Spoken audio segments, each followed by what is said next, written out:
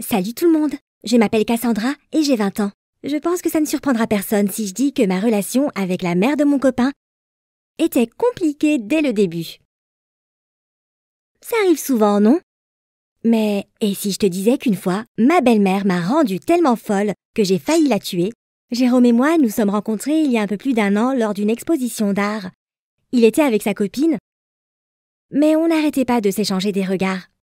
À un moment, on s'est arrêtés tous les deux en même temps, devant la même photo, et on a parlé 2 minutes. Quand je lui ai dit que j'étais une artiste débutante, il a témoigné de l'intérêt pour mon travail. Je lui ai donc donné l'adresse de mon studio et, pour faire court, il a emménagé avec moi et je suppose qu'il avait donc quitté sa copine avant. Pendant presque 1 an, notre vie à deux a été géniale, jusqu'à ce qu'il me dise qu'il manquait beaucoup à sa pauvre maman, qui habitait en Angleterre, et qu'il n'avait pas vue depuis longtemps.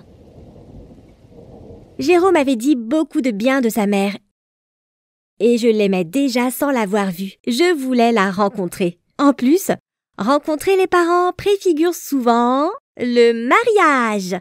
J'ai donc proposé qu'elle reste avec nous, plutôt que de dépenser de l'argent pour une chambre d'hôtel. Jérôme était ravi.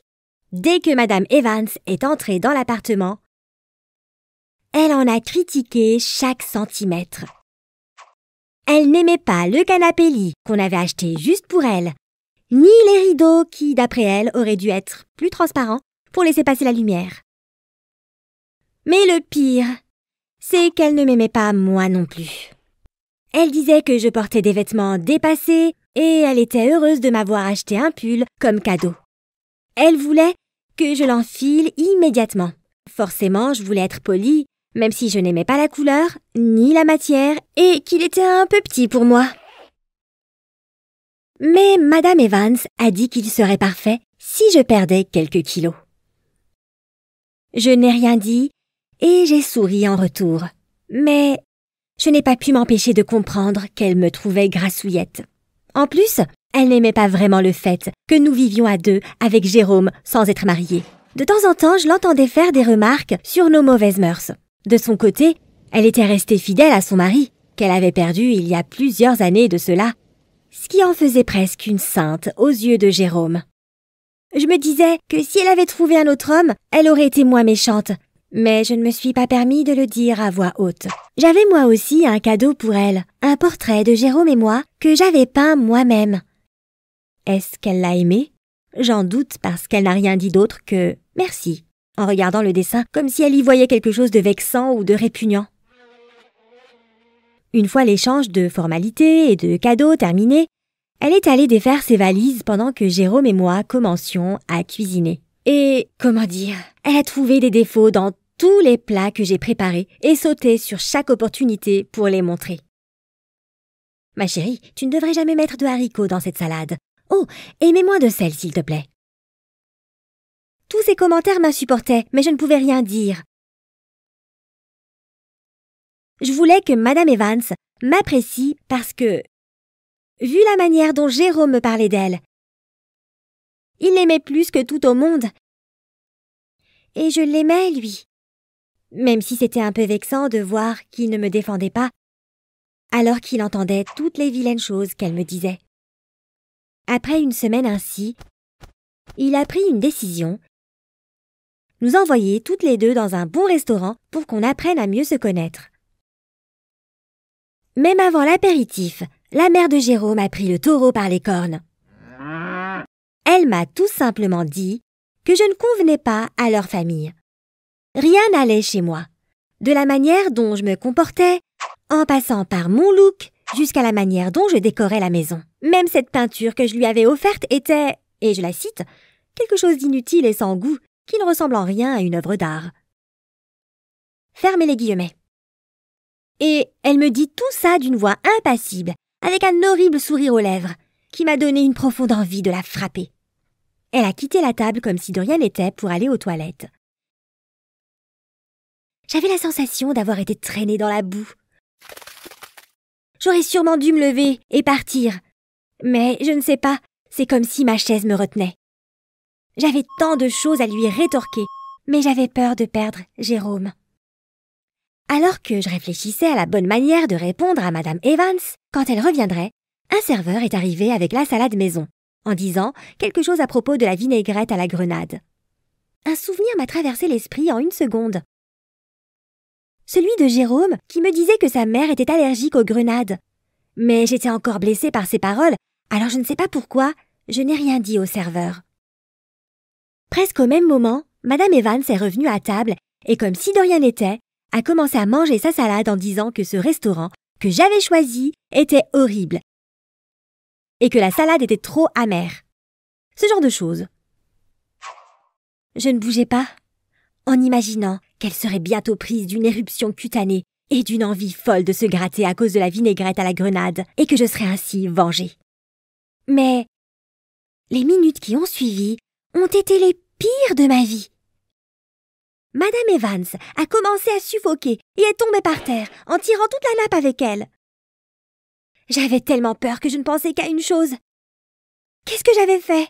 D'autres personnes du restaurant nous ont entourés. Quelqu'un a crié qu'on était en train d'appeler les urgences et un homme a commencé à lui faire un massage cardiaque. J'ai forcé mon esprit à revenir de là où il s'était caché. Je me suis précipitée vers son sac à main parce que je savais qu'elle sortait toujours avec une injection spéciale sur elle, au cas où. Tout ce chaos n'a duré que quelques minutes, mais il m'a semblé durer une éternité. J'ai composé le numéro de Jérôme, les doigts tremblants, alors qu'on était dans l'ambulance. Lui raconter l'accident était horrible. Le pire, c'est que je savais qu'il y avait cet ingrédient dangereux dans la salade et que j'ai décidé de ne rien dire. Cela me torturait. Oh mon Dieu, j'avais presque tué sa mère.